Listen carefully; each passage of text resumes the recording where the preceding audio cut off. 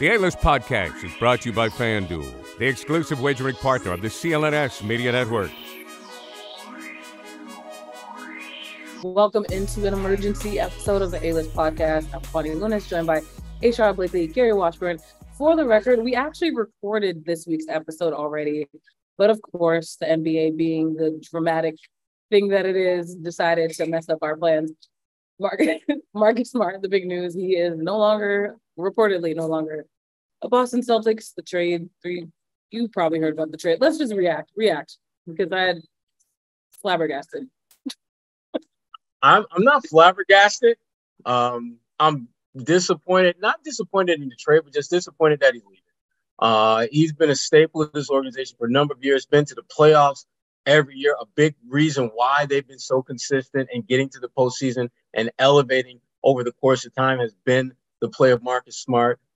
And, you know, the thing that Marcus brings to the table that, again, it's one of the things I really appreciate is that unlike a lot of folks who come from another part of the country that come to Boston, he immediately embraced this community and they embraced him.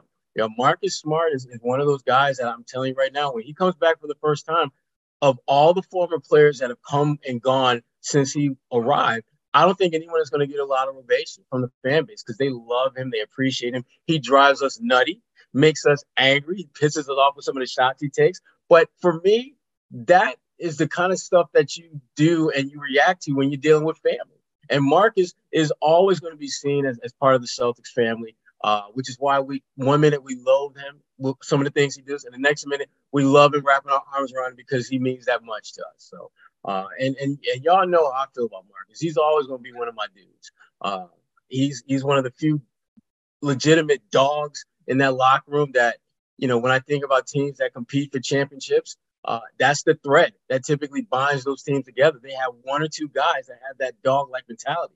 And Marcus certainly brings that to the table. And for him, I'm just happy that, again, he's going to a team where I think his talents are going to be appreciated much more than they were with this particular group in Memphis. So disappointed that he's leaving, but obviously happy with the situation he's walking into and frankly happy with the return that the Celtics are getting on this.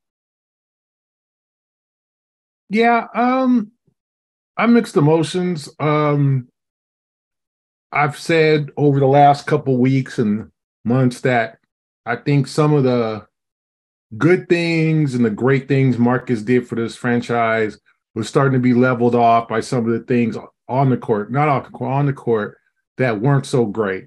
And I thought that they were starting to level off a little more. I don't think he had a great year. I think that, you know, he showed that he could run a team and he was good to a point last season, not this past season, but the season before that. And I don't think the Celtics took a step forward in terms of their offense, running their offense, having good fourth quarter offense. I don't think they took a step forward last year. And it cost them. It cost them a shot to go to the finals. You know, it cost them a lot. And so I understand the move. It changes the dynamic of your team. You know, Marcus has been here since 2014, so 9 great years, you know, where he established himself as a fan favorite to some, but one of the more polarizing players I can remember covering. There's the Marcus, you know, rabid fan base, and then there's the people that were like, gotta get him out of here. It was both sides. So I think Memphis is a perfect place for him. He'll, you know, the grit and grind house, he'll bring that back, you know. I'm sure, you know, he'll talk to Tony Allen and get some tips on how to bring that grind back. He'll be a good role model for Ja Morant. Good older head, not old head because he's not old. He's still only about to turn 29, or I think 29. And but he'll be one of the older voices in that locker room, having been to a finals, having been to many Eastern Conference finals. He'll bring a good experience to that locker room. I think Memphis will love him. I think it's a good fit. I'm a little surprised that Memphis gave up Tyus Jones for Smart and a first-round pick. I thought Jones was one of the top backup point guards in the league. I thought he would have handled the team well when Ja Morant was suspended. But You never know. Just like I was surprised that they gave up Smart. I just think the Celtics felt like they had to shake some things up. The backcourt was crowded. The Brogdon trade obviously didn't go through. And, there has to be something that gave, and I just think that there was kind of times where I think they felt like with a pure point guard, someone who can distribute, hit mid-range jumpers, that the offense would make things easier on Jason and Jalen. And in as much as, you lose so much of your heart and soul, I think it just forces other guys to have to step up. Jason and Jalen got to be leaders now. Jalen's now the senior member of this team. It's up to other guys. And I think Marcus had a great run, but I just think there were certain things that were never going to change. Like, he's never going to be a premium three-point shooter. There's always going to be a level of play that was just going to be Marcus. And for years, the Celtics put up with it, dealt with it, and he flourished in certain situations. But I think last year, when they really needed a floor general, I don't think he was quite up to task, and I don't think that's his role.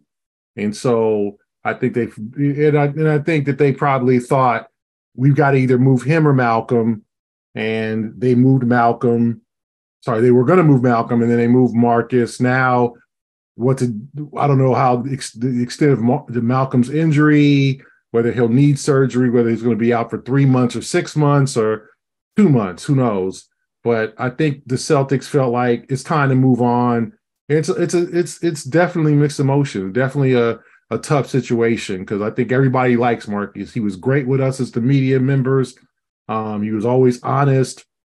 He's always talking during good and bad times. But these things, this is the league, man. It's a business. Chauncey, as you know, Sherrod, Chauncey got traded from Detroit to Denver. I'm sure that still hurts your feelings. I mean, we've all covered guys and who've gotten traded and talked to them. Everything. Rip Hamilton finished his career in Chicago. I mean, world ain't right, man. Ben Wallace did, like, Sherrod's Pistons all got broken up like like all broke up like New Edition. I mean, all went. It happens. It happens. Bobby, or Kwani. I'll say B2K. Don't do that. Don't do. I literally went to a New Edition concert. But okay. I'll say B2K. I saw New Edition. For your younger folks who don't remember New Edition, I know New Edition. B2K, or I'm trying to think of a young group. I mean, this business is hard, and you see some of your favorite guys. I mean, I was there when Danny traded Pierce and Garnett to Brooklyn, and Pierce and Garnett came back in a Brooklyn uniform, and it was strange. But this is a damn business, so I think everybody understands the business. I think the Celtics are trying to get to that elusive title, and they felt like this was the best move to bring in Porzingis. Baseball season is in full swing, and there's no better place to get in on the action than FanDuel, America's #1 sportsbook, because right now, new customers get a no-sweat first bet up to $1,000. That's up to $1,000 back in bonus bets if your first bet doesn't win. Just go to FanDuel.com/Boston to join today. Now, when you look around the Major League Baseball landscape, because that is the end thing right now, you look at the Red Sox, they've struggled, but there's a lot of other good teams out there to bet on and bet against. You look out in the National League, you've got the San Francisco Giants who've won 10 in a row. You got the Big Red Machine in Cincinnati. They've also won 10 in a row. Are they going to keep rolling like that, or will someone put an end to that? You can get in on the action and have a say in what you think is going to happen with those teams. So don't miss your chance to snag a no-sweat first bet up to $1,000 when you join FanDuel today. Just go to FanDuel.com/Boston to sign up. FanDuel, official partner of Major League Baseball. Major League Baseball trademarks used with permission. The latest report from your colleagues at the Boston Globe, Gary, is that Sources say Marcus Smart was completely shocked by the news of the trade and is still trying to process it as of Thursday.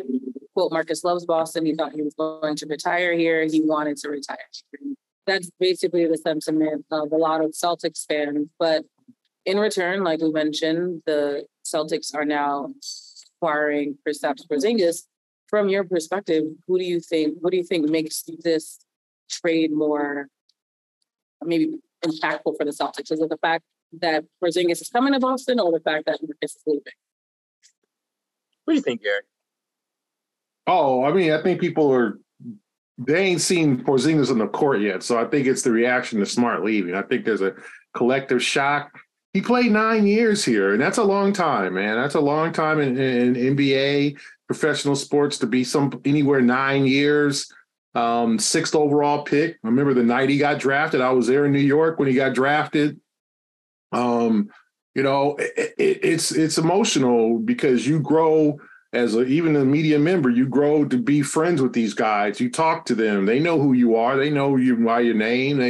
You talk to them. I remember Marcus's mom passed away. He's been through so much, and I think everybody became attached to him. His leadership, his fire, just the technical fouls, getting into it. He was the only Celtic that basically at times gave a shit, and they got to find that back. So I think that there's going to be a collective mourning in terms of losing a guy like that. Now, on the floor, will they be a better team? It all depends on what happens to the rest of the summer. I think they're going to have some more moves to make. I think Grant Williams is likely gone. Now they have a first-round pick. There's another reason for folks to watch the draft, to see who they pick at 25. There could be some, and the guy Sherrod mentioned, Dariq Whitehead. Dariq Whitehead is likely available at 25, or my guy, Marcus Sasser from Houston, could be up there. Now, do they need another guard? I don't know how many pure point guards they could get, because I think they need, or how much faith they have in Peyton Pritchard now kind of comes back into the fold. I'm sure he's thought he was getting traded and thought he's going getting ready for his new team. And he's like, hey, Peyton, let me holler at you for a minute. Take some change. Got his hand on the door and I'll be like, oh, what, y'all, me? Yeah, exactly. I mean, Back down. He's like, come on back, bro. Let's have a conversation. So, and I always mention J.D. Davidson. Let's see what happens with him. So we'll see what they do in the draft tonight. I think it could be interesting. Now they have a first-round pick, and they have a first-round pick next year. The return they got from Marcus, I don't think anybody can complain about. But I also think when you lose a guy like that, you got so many, everybody's famous Marcus moments, the steals, the diving on the floor, some of the heady plays that he made over the years. I mean, it's emotional for a Celtic fan, even for us, in terms of getting to know these guys and seeing them every day. So I think Celtics fans are way more in mourning right now. I mean, I know some are celebrating and they're putting their pom-poms up thinking, because I got a lot of emails, get him out of here, he needs to go, that type of thing. But honestly, I got mixed emotions. I think Porzingis will bring a lot to the team. But also, you hate to lose a guy like Marcus. You want to see him finish his career in Boston. And now, should they retire his number? Who knows? We'll see, 9 years. I don't know if that will happen. But you definitely wanted to see, hopefully he gets his flowers when he comes back.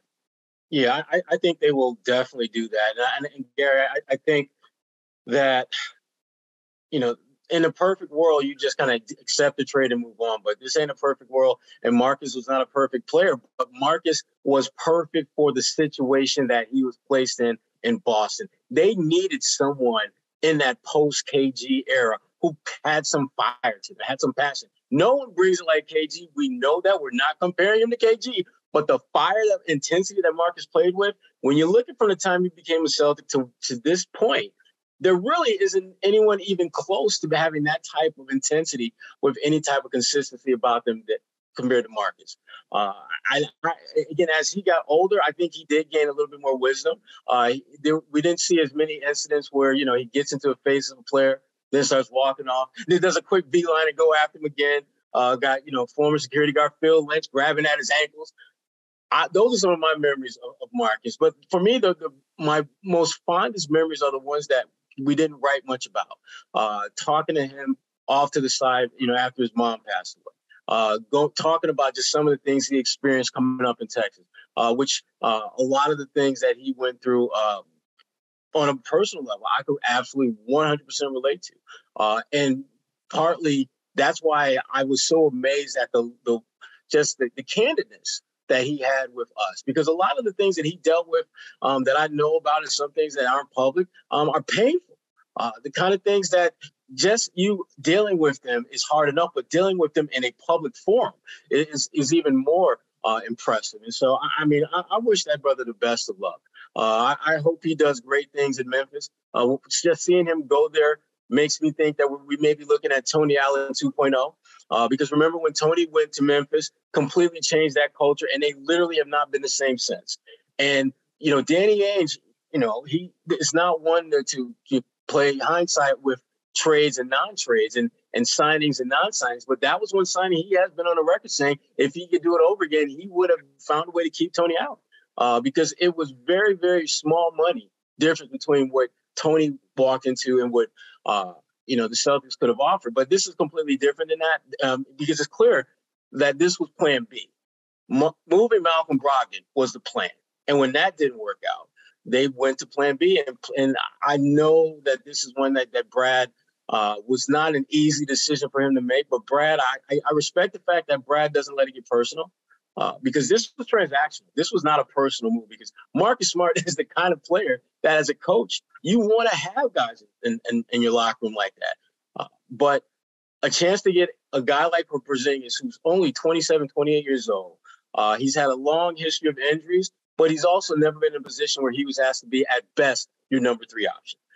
And for a guy with his skill set and talent to be the number 3, who you don't necessarily need to go out and get you 25 a night, that's a great situation for him to go in. And frankly, if you're the Celtics, I think it's difficult to pass up an opportunity to acquire a player like that, especially when the player that you're moving on in Marcus, to Gary's point, I think there was beginning to be a little bit of a leveling out as far as, what he brought to the table and just some of the downsides of what he brought to the table.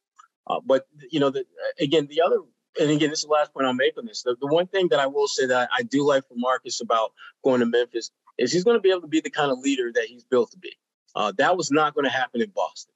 Tatum and Brown are the faces of the franchise. They're going to be the folks that people look to from a leadership standpoint, no matter what Marcus did. And I think Memphis affords him an opportunity to be the kind of leader that he is built to be. It was not going to happen in Boston as Tatum and Brown continue to evolve and grow into the players and the faces of the franchise and the leaders of this team. Marcus's role, I think, from a leadership standpoint, was only going to diminish. Now he has a chance to reset and, again, be that badass dog in the pound that he's capable of doing and not have to worry about stepping on anybody's toes. Because the only player that he would have to worry about with that is John Morant. And he got 25 games to set himself up, to be that guy. So I do want to quickly backtrack because, Gary, like you mentioned, now the Celtics technically are the 25th pick for Thursday night's draft, but there was a minor detail that was put out there that because the trade isn't technically done because of physicals, the Grizzlies are going to be the one that make that pick physically. So do you know, how does that work? Do the Celtics tell them who they want, or does Memphis still just have the autonomy? Okay. For the people, Come on, damn well. No, just making sure because in some of the NFL drafts, we pick for you. Here's a player we want you to have. Well, this kid from Division III, East Middle Nowhere University, a 6'2" center. I wasn't sure how the contracts read, so that's why I asked. We're going to give you this Division III 6'2" center. That's who you're going to get 25th pick. I'm sure other people have the same question. Kwani, here's $50,000. Go buy me a car. You're going to come back with like a Hyundai. A hotel car. Little toy. You said a car. You just said a car to drive. You told me to pick the car. The Celtics will inform Memphis. The dude will walk up, put on a Memphis hat. Everybody will be like, well, you're going to the Celtics. And then when it's official, he'll get a Celtics hat and put on the Celtics hat. And it's so stupid. I don't know why. Well, because I remember they did. Yeah, I mean, remember the big brouhaha with and Tatum's draft with what's his name, Fultz. You know, yeah. Even though Boston had that number 1 overall pick, you know, we knew that he wasn't going there. So and that teams, yeah, they informed the other team of who they want. And I've never heard of a situation where a team said draft this guy and that guy didn't get drafted. That's what I mean. That's why I was curious if it's ever happened too. Like, that's petty. But if Gary was a GM, that would happen. If Gary, because Gary would do something shady like that. Like, oh, my bad. You wanted the All-American? I thought you wanted the dude from American University. My bad. That's right. Yo, we still want to do the deal, right? I misheard you. I didn't. What? You want who? Oh, I didn't know you wanted that dude. Oh, damn. My bad. My fault, peoples. I'll get you next year. Yeah, let's do this again next year. Yeah, let's do it again. I promise I get it right now. Yeah, like so yeah, it's gonna be kind of playing you know, the going through the motions and stuff. And then the Celtics traded the 35th pick, I think, to Washington. So I think they'll take, you know, Washington will call them and go, okay, this is who we want you to take at 35. Yeah. Fun. It's like a group project, essentially. Yes. But that being said, I mean, any final thoughts on the move overall? Obviously, we haven't seen Porzingis in green yet, so we don't necessarily know what he's going to contribute. But what maybe is some optimism that fans should have? Actually, let's have the big man conversation that we actually had yesterday. Thank you to the Celtics. We had to scrap. But what do you two make of him being now added to the big man rotation for the Celtics? Well, I think there's a lot of boxes that he checks off. Some good, some not so good. The good boxes is he's a 7'3" big man who shoots damn near 40% from 3-point range. Only one 7-footer in the NBA shoots better than him, and that's Lauri Markkanen. He's also a guy that shoots the ball well from the field. He blocks a high number of shots. He was like 8th or 9th in the league last year in block shots per game. He's a 20-10 guy, basically. When he plays like starter-like minutes. They're not going to need him to do that. In fact, that's, I think, one of the negatives. He joins a long and growing list of guys that they're going to have to do load management with this year. When you talk about Al, you talk about Rob, you talk about Malcolm Brogdon, and now you're going to add another one to the mix. So the medical staff for the Celtics are going to be the busiest crew in the league this year. I mean, basically half of the team starting rotation is going to be on load management.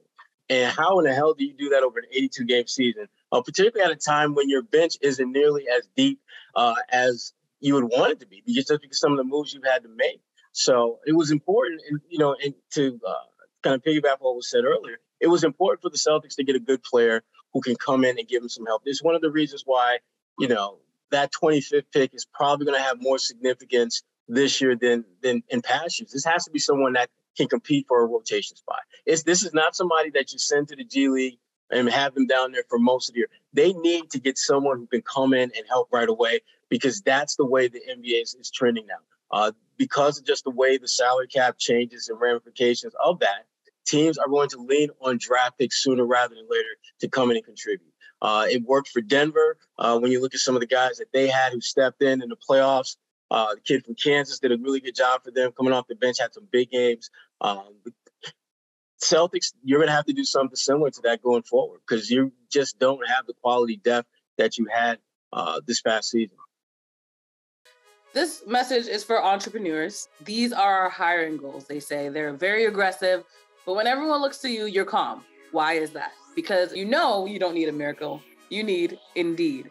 Indeed is a hiring platform where you can attract, interview, and hire all in one place. Instead of spending hours on multiple job sites searching for candidates with the right skills, Indeed's a powerful hiring platform that can help you do it all. They streamline hiring with powerful tools that help you find matched candidates. With their instant match tool, over 80% of employers get quality candidates whose resume on Indeed matches their job description the moment they sponsor a job. One of the things that we love here on the A-List podcast about their Indeed's website is the fact that they are the hiring platform that you can invite candidates to apply to, one. And they're 3 times more likely to apply to your job than candidates who only see it in their search bar. And you also can get one step closer to hiring by immediately matching you, again, with quality candidates keyword. Even better, Indeed's the only job site where you can only pay for applications that meet the requirements that you need for the role that you have available. Join over 3 million businesses worldwide that use Indeed to hire great talent fast. You can start hiring right now with a $75 sponsored job credit to upgrade your job post at Indeed.com/A-list. Offer good for a limited time. Claim that $75 credit right now on Indeed.com/A-list. Yeah, I think Porzingis will definitely add an element to the offense. I think that he'll stretch the floor. He'll make things easier on Jason and Jalen. I think that he's a post-up guy too. He can shoot over anybody. He's a good mid-range shooter, and that's what they need. Someone who can hit the basic 18-foot jumper without any, like it's drinking water. Very easy, and they need that. So I think he'll fit like Sherrod said too. They're definitely going to have to be aware of playing time, of who, split the minutes. And as Sherrod said, they need somebody in that 25th pick. Now, I've been told that they might move the pick or for a vet, who knows what they'll do with 25. But like Sherrod said, they need to get somebody who can come in and play. Like they need a body, right? They need somebody who can come in on the cheap, because that'll be a cheaper deal, and give them some quality minutes. I'm not talking about 50, 30 minutes a game, but 15, 18 minutes, 16, just have a role. The best case scenario, like you look at Denver, what they got from Christian Brown, just a guy who is adapt, ready to come in and contribute. And the tough part about that is with this draft and a lot of drafts, there's a lot of one and dones. And with one and dones, you're rolling the dice. Okay, that you can take a veteran like my man Marcus Sasser. You can take a guy who's almost 23, which nowadays in NBA is like old man, and you give him a rocking chair, even though, that's a young age, but for the draft, that's old. Or you could take a chance on one of these one and dones, like Sherrod's buddy Whitehead, or another one of his buddies, Bryce Sensabaugh from Ohio State, and hope that they adjust and can, get some tutelage, and with their good college coaching come in and help. And so I do, the Celtics do have options, but I do think they can't miss on this pick. Now, they don't need some like you don't need someone who's going to come in there and win Rookie of the Year, but you want someone who come in there and they're not looking at them like, damn, we really made a mistake. Like, even if it takes a year to contribute, like you want somebody to kind of, if they can't keep Grant Williams, you want somebody to be kind of the heir apparent to Grant. And Grant was that scenario, right? Grant contributed as a rookie. He came and did some things as a rookie and made some adjustments, and obviously became a better player over the years. But as a rookie, he was useful. So was Peyton. So you need to get a guy to come in here and play, and you need Porzingis to be in good health. Celtics doctors look at him. Okay, Kristaps, this is what we've examined. Your left knee is a little stronger than your right knee. All of what is wrong with him. Make sure he gets treatment, make sure he gets the proper care, and make sure he can last you 65, 70 games. He ain't going to play 82, and I don't think they want him to, but you got to get him and Robert probably both in the starting lineup and to play quality minutes together. Yeah, you don't want to with that 25th pick wind up with Juwan Johnson and Jimmy Butler just sitting on the deck, just like, here I is. You don't want that. Yeah, true that. Yeah, obviously this move was very big for the Celtics, but it sounds like Thursday night's draft is going to be very important as well. When we talk about building and preparing for that championship window, we keep talking about every week at this point. But any final thoughts as we wrap up? Again, thank you to the Celtics for messing up our schedules and our lives. Any final words? I ain't think about them. I'm just like I said earlier, I'm just disappointed that Marcus is leaving, but understand why. I mean, it's a deal that if I were in the Celtics shoes, I would pull the trigger on the deal as well. That doesn't take away from the disappointment and seeing a guy that was just really, he embodies so much of what you want as a team in your guys, in your core guys. And to see him move on, it's disappointing. It's a little bit sad, but it's understandable because, as Gary pointed out earlier, this is the business. This is what you do. This is what you do. Yeah, I mean, not an easy day, in terms of just kind of, if you woke up to the news or you found out at 1 a.m. or whatever, I woke up to it at 5 a.m. You still kind of swallowing it like, wow, okay, I just thought it was Malcolm getting out of here. It was Mark, you just kind of, but the NBA is a business. And I think Marcus it's not like they traded him to a team that won 8 games last year. They traded him to a team that was a number 2 seed that's got, when his head is on straight, all NBA player in John Morant. They got other talent around him. He'll replace that Dylan Brooks role, I think. He'll be that defender. He'll be the guy that can, I think that's what they really want out of him, and they'll figure out, is he going to be the starting point guard? Obviously, or will he move to the 2 when Ja comes back, or will Ja move to the 2? But they have I just think Memphis is a perfect place for him. And I think he'll embrace the community. I think he'll be someone who, reaches out and tries to help young kids. And, because he's come from that tough background as some of those kids from Memphis have. So I think it's a good fit for him. But I also think he's got to be shocked and surprised, as Kwani mentioned. And there's got to be some, what did I do wrong going through his head? Why did I get traded? But this is a business, and, both sides are going to have to move on. The season's not going to stop to give fans time to mourn and time to get adjusted. It's got to happen now. We'll definitely get a good tribute video. But wait, before we go, I just thought about this. Favorite Marcus Smart memory? It could be game-related, personally with media. As you mentioned, he's been really good with the media. So there's so many, but the one memory I probably come back to whenever I think about Marcus Smart is that game against Houston when he drew back-to-back offensive fouls against James Harden the last minute, and that spurred in the victory. I'm thinking that's never going to ever happen again, folks. I mean, that's really that's like seeing Halley's Comet, in the sky one night. It just doesn't come around multiple times in your lifetime. So that when I think about Marcus Smart and just kind of how that never say die, find a way to get it done with whatever tools you got at your disposal, which for him is his defensive acumen. That probably my fondest memory of Marcus. Wow. I'll probably say 11 threes against Cleveland in a playoff game. I thought that was an incredible performance. Some of the scrapes, the one against with DeAndre Bembry, who's now out of the league, but the one where he was about, in Atlanta. That was where the former security guy Flint was grasping at his ankle. Yeah, that one. That was fun to watch. And just some of the big play, like you said, the drawing the charge against Harden, diving for the loose ball. I think a good play recently in the Brooklyn series, not this last year, where he drew a jump ball with Durant. I think the Nets had a chance to get the 2 for 1, I want to say. And he kind of knocked the ball away from Durant at midcourt and dived and drew a jump, and it just botched the whole thing, and the Celtics ended up winning or whatever. I mean, that heady plays like that, I will always remember from Marcus.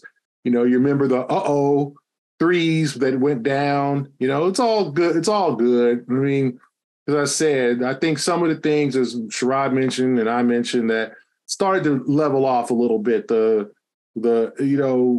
question was Marcus becoming a more mature point guard, where it's okay, don't throw this pass. Okay, no, hold up. We're not running here. We're going to take time and get a good shot. Okay, we're going to get the 2 for 1. And I'm not going to be the one taking the jumper. Was that happening? I think that was slow to occur this year, and I do think it drove some folks in the organization crazy. But overall, just a great run.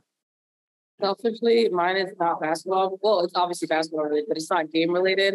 It was actually the very first game I ever covered for the Celtics. And he was doing that trick shot that he does backwards. And again, my first game, I had no idea what's going on. I'm just trying to figure out how I secure my career in sports. And I remember, Sherrod, you were actually standing right next to me. I don't know if you remember this, but he points at us and he's like, get this. I'm like, what is he talking about? But I have my phone, so I can start recording.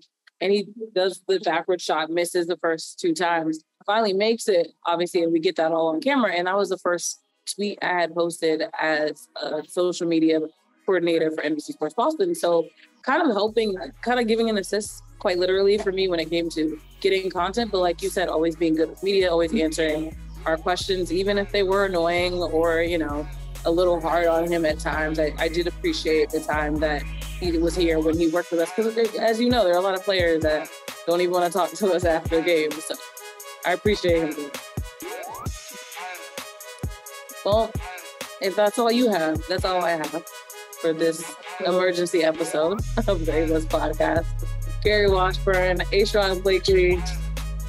We'll be back next week. I'm Kwani Lunis. Thank you so much for listening, and hopefully it's a little less dramatic next week. We love drama, and we love Marcus Smart.